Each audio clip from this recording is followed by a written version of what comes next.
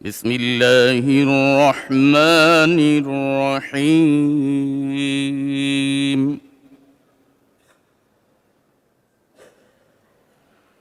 كل نفس ذائقة الموت وإنما توفون أجوركم يوم القيامة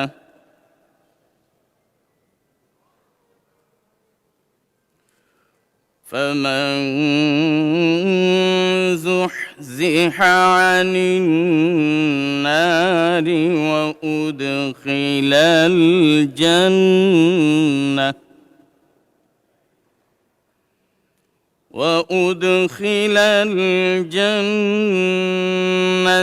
فقد فاز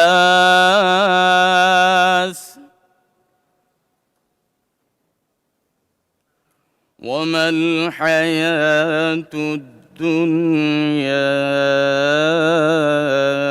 إلا متاع الغرور وما الحياة الدنيا إلا متاع الغرور صدق الله العظيم পবিত্র কুরআনুল কারীমের সূরা আলে ইমরানের 185 নং আয়াতে কারীমার তেলাওয়াত করা হলো, যার বাংলা অর্থ এইরূপ: প্রত্যেক প্রাণী মরণের স্বাদ ভোগ করবে, অতঃপর তোমাদের কর্মকাণ্ডের পাওনা কিয়ামতের দিন পুরোপুরি আদায় করে দেওয়া হবে। যাকে